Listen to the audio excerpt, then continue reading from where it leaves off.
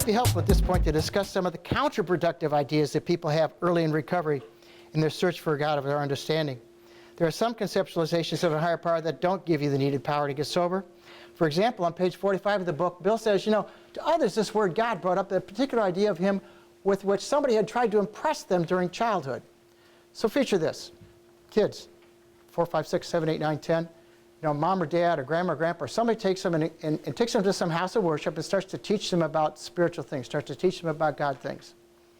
And then as they grow up and mature, you find that they start backing up from some of that stuff. As an addiction develops, we tend to be very distant from that for the most part.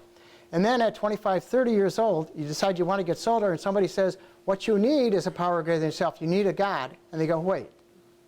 Now I lay me down to sleep, I pray the Lord my soul. That's all I can think about is that 10-year-old relationship with God. I don't have any adult ideas about God. And so consequently, I rejected that particular notion because it was completely inadequate. And with that rejection, I thought I'd abandoned the God idea entirely. So part of what has to happen is when people come to recovery, they really have to come back and ask, like, whoa, where am I? What is really my understanding of a higher power? And have I given it a fair adult look? Or am I still swimming around in the ideas I had as a child? It's an important conversation. But there's a number of other ideas about a higher power that don't work in the business of staying sober. Some people have been distracted by what I call the vampire God. That's kind of an informal term. I haven't copyrighted it yet, but that's the God who sucks all the fun out of life.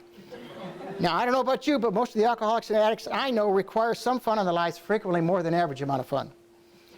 Others have believed in what I call the assassin God.